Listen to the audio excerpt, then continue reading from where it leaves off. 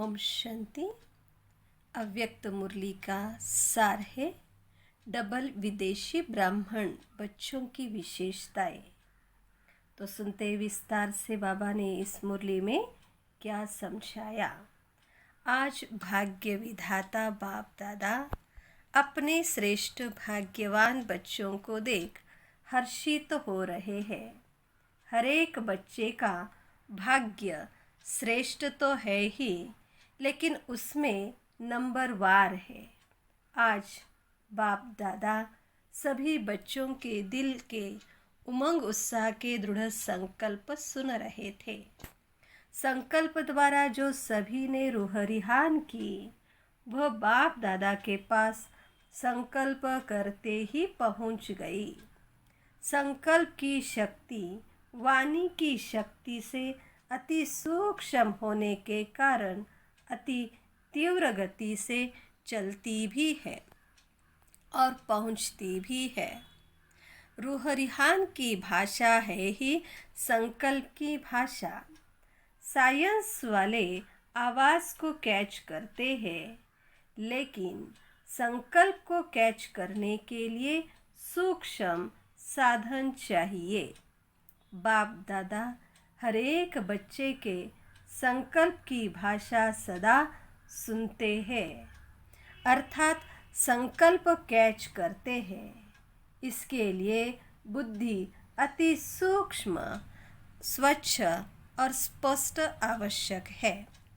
तब ही बाप की रूह रिहान के रिस्पॉन्ड को समझ सकेंगे। तो बाप दादा के पास सभी की संतुष्टता व सदा खुश रहने के, निर्विघ्न रहने के, सदा बाप समान बनने के श्रेष्ठ संकल्प पहुंच गए। और बाप दादा बच्चों के श्रेष्ठ बच्चों के दृढ़ संकल्प के द्वारा सदा सफलता की मुबारक दे रहे हैं, क्योंकि जहाँ दृढ़ता है वहाँ सफलता है ही। तो यह है श्रेष्ठ भाग्यवान बनने की निशानी। सदा दृढ़ता श्रेष्ठता हो, संकल्प में भी कमजोरी न हो, इसको कहते हैं श्रेष्ठता। तो बच्चों की विशाल दिल देख बच्चों को सदा विशाल दिल, विशाल बुद्धि, विशाल सेवा और विशाल संस्कार, ऐसे सदा विशाल भव का वरदान भी वरदाता बाप दे रहे हैं। विशाल दिल अर्थात बेहद के स्मृति स्वरूप। हर बात में बेहद अर्थात विशाल। जहाँ बेहद है तो कोई भी प्रकार की हद अपने तरफ आकर्षित नहीं करती है। इसको ही बाप समान कर्मातीत फरिश्ता जीवन कहा जाता है। कर्मातीत का अर्थ ही है सर्व प्रकार के हद के स्वभाव संस्कार से अतीत, अर्थात न्यारा। हद है बंधन, बेहद है निर्बंधन। तो सदा इसी विधि से सिद्धि को प्राप्त करते रहेंगे। सभी ने स्वयं से जो संकल्प किया वह सदा अमर है, अटल है, अखंड है, अर्थात खंडित होने वाला नहीं है। तो ऐसा संकल्प किया है ना। मधुबन की लकीर तक संकल्प तो नहीं है ना, सदा साथ रहेगा ना। मुरलिया तो बहुत सुनी है, अभी जो सुना है वह करना है, क्योंकि इस साकार सृष्टि में संकल्प, बोल और कर्म तीनों का महत्व है, और तीनों में ही महानता, इसको ही संपन्न स्टेज कहा जाता है। इस साकार सृष्टि में ही फुल मार्क्स लेना अति आवश्यक है। अगर कोई समझे कि संकल्प तो मेरे बहुत श्रेष्ठ है, लेकिन कर्म और बोल में अंतर दिखाई देता है, तो कोई मानेगा? बाबा ने पूछा। क्योंकि संकल्प का स्थूल दर्पण बोल और कर्म है, श्रेष्ठ संकल्प वाले का बोल स्वतः ही श्रेष्ठ होगा। इसलिए तीनों की विशेषता ही नंबर 1 बनना है। बाप दादा सदा डबल विदेशी बच्चों को देख सदा बच्चों की विशेषता पर हर्षित होते हैं। तो वह विशेषता क्या है?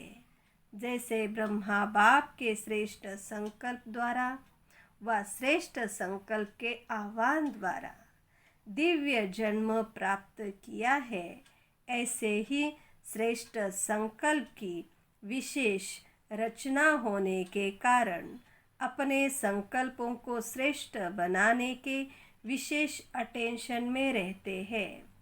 संकल्प के ऊपर अटेंशन होने के कारण किसी भी प्रकार की सूक्ष्म माया के वार को जल्दी जान भी जाते हैं और परिवर्तन करने के लिए व विजयी बनने के लिए पुरुषार्थ कर जल्दी से खत्म करने का प्रयत्न करते हैं।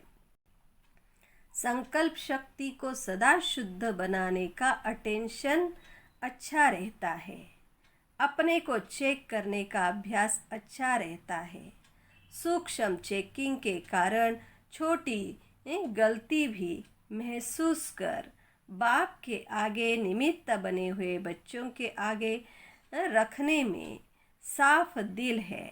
इसलिए इस विधि से बुद्धि में कीचड़ा इकट्ठा नहीं होता है।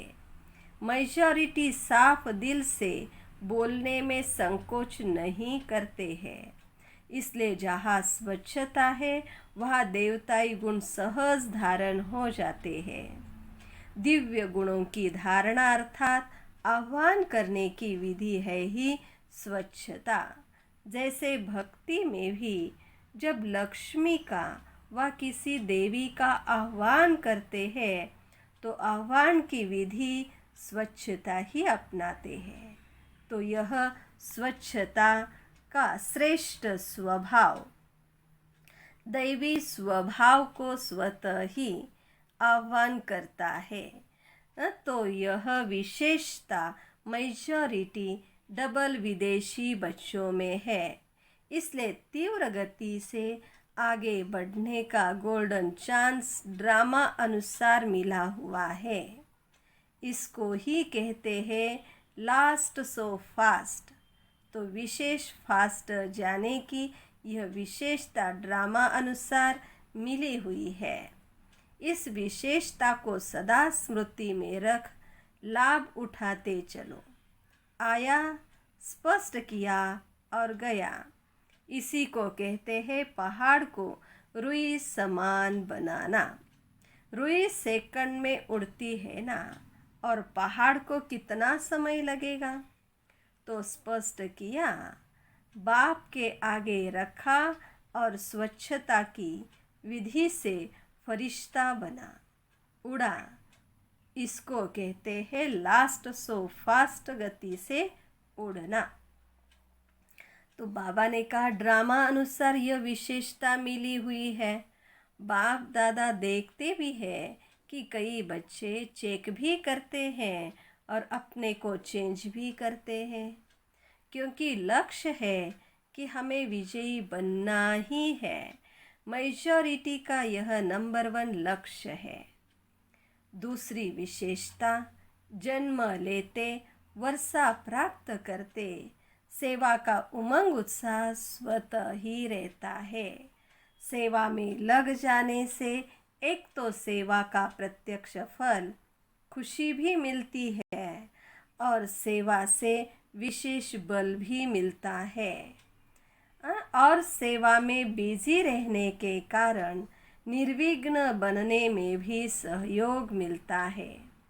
तो सेवा का उमंग उत्साह स्वतः ही आना, समय निकालना और अपना तन मन धन सफल करना, तो यह भी ड्रामा अनुसार विशेषता की लिफ्ट मिली हुई है।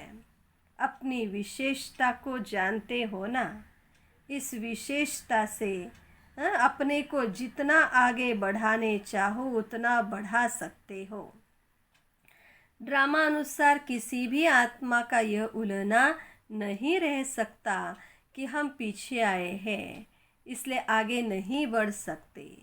तो डबल विदेशी बच्चों को अपनी विशेषताओं का गोल्डन चांस है। भारतवासियों को फिर अपना गोल्डन चांस है, लेकिन आज तो डबल विदेशी बच्चों से मिल रहे हैं। ड्रामा में विशेष नोंद होने के कारण किसी भी लास्ट वाली आत्मा का उलझना चल नहीं सकता, क्योंकि ड्रामा एक्यूरेट बना हुआ है। इन विशेषताओं से सदा तीव्र गति से उड़ते चलो। समझा? स्पष्ट हुआ?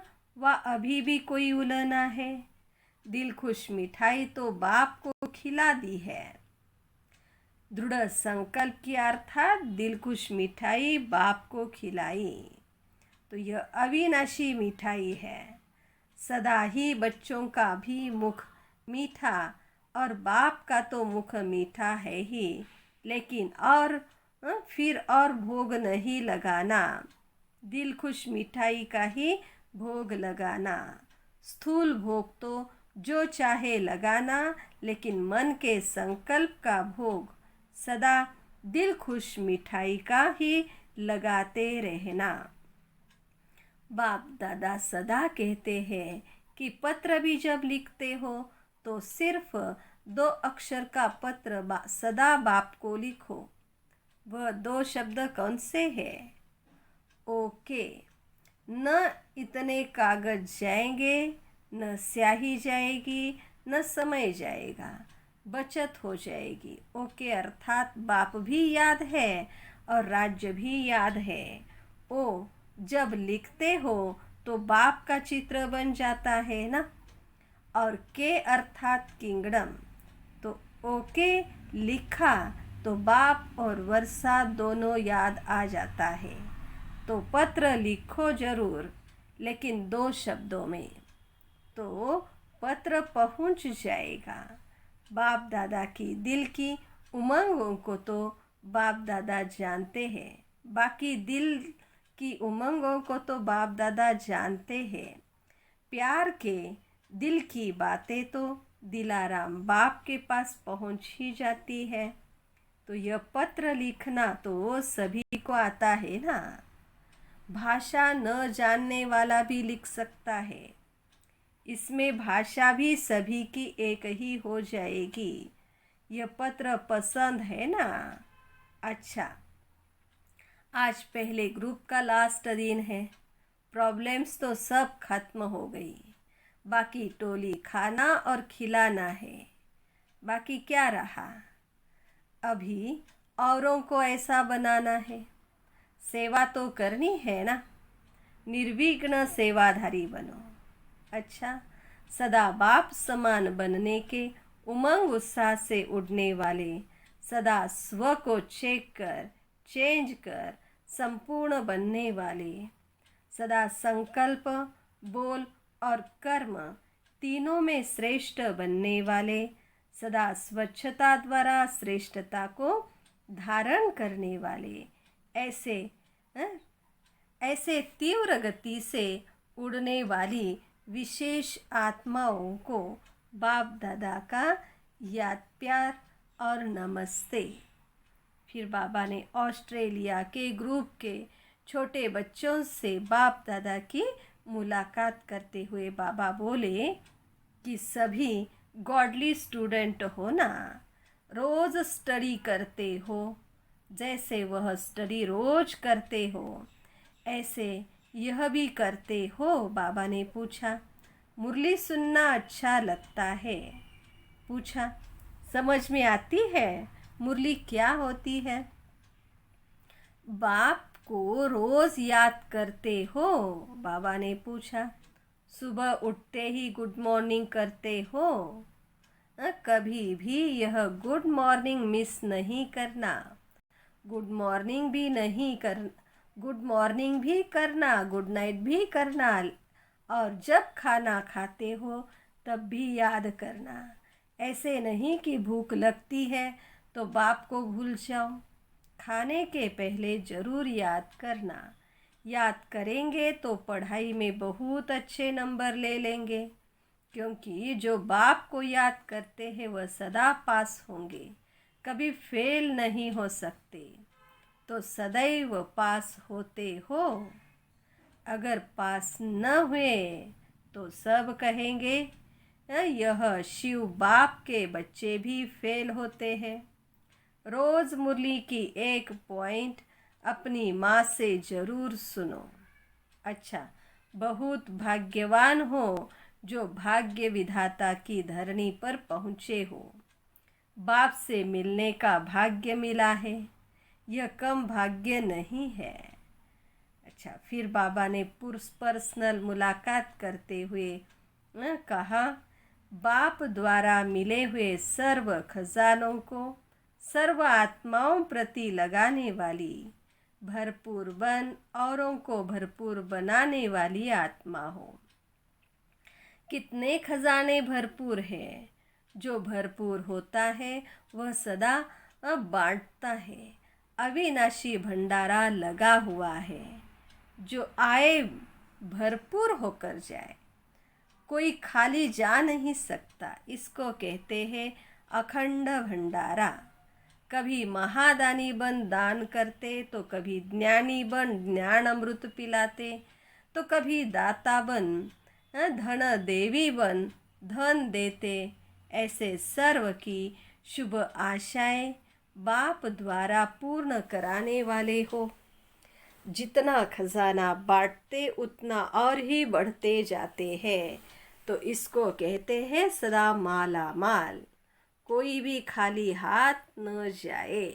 सबके मुख से यही दुआएं निकले कि वाह हमारा भाग्य। ऐसे महादानी वरदानी बन सच्चे सेवाधारी बनो। ड्रामा अनुसार सेवा का वरदान भी सदा आगे बढ़ाता है।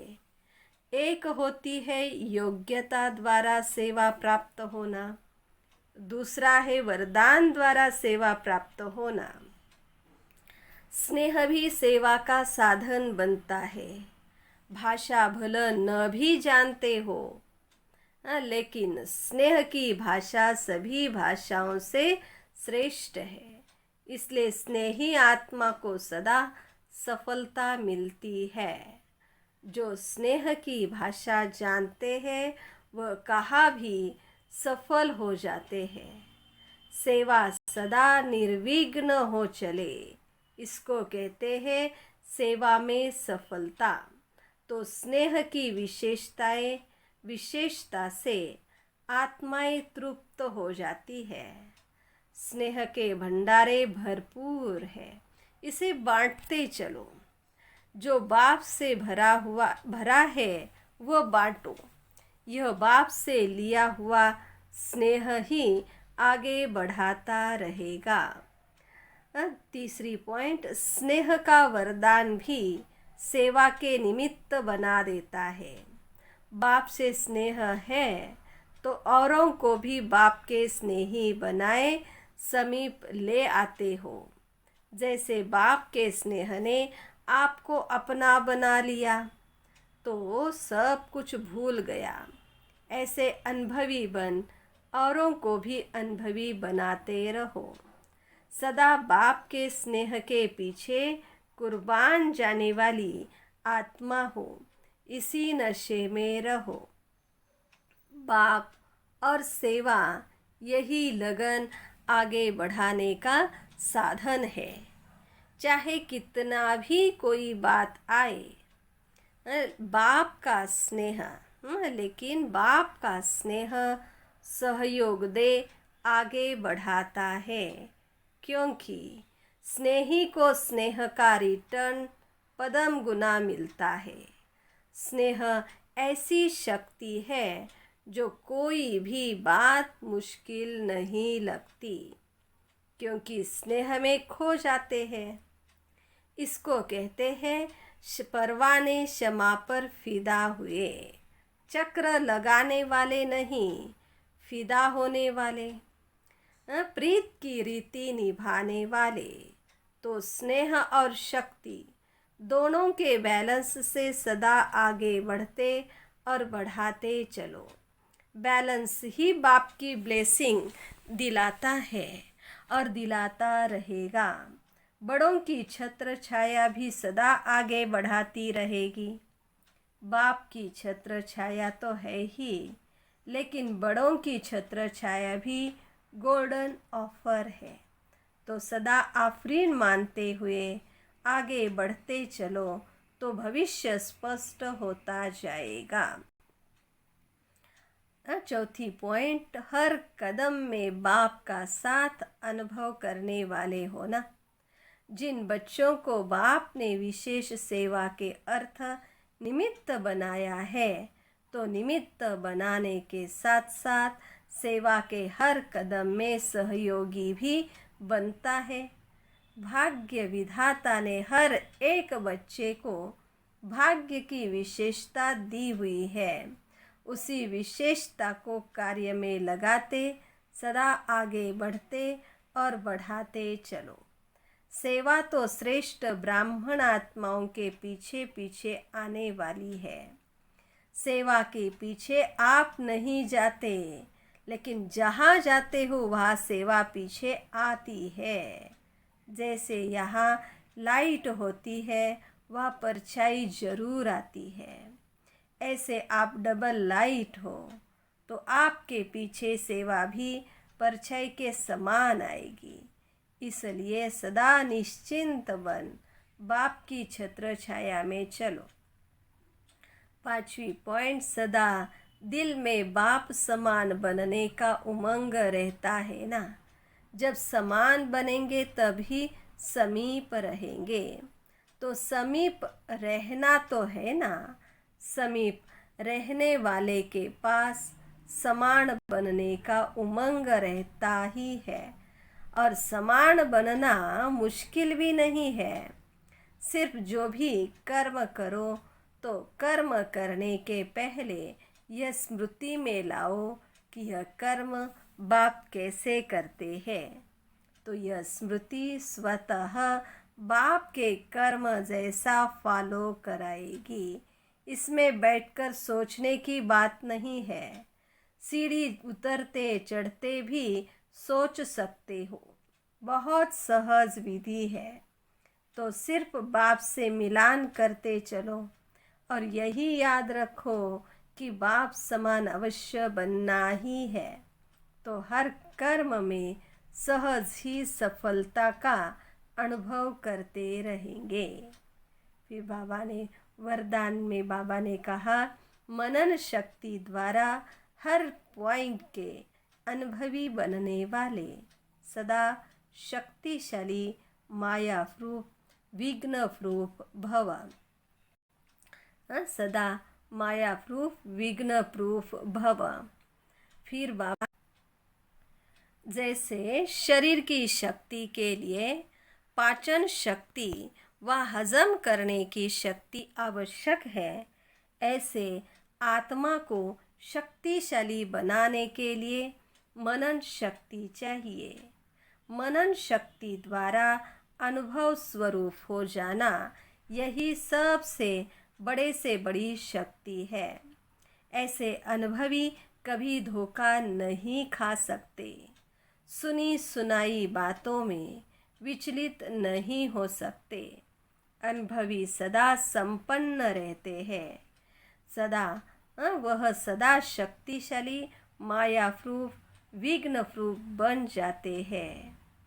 स्लोगन, खुशी का खजाना सदा साथ रहे तो बाकी सब खजाने स्वतः आ जाएंगे। खुशी का खजाना सदा साथ रहे तो बाकी सब खजाने स्वतः आ जाएंगे। अच्छा, ओम शांति।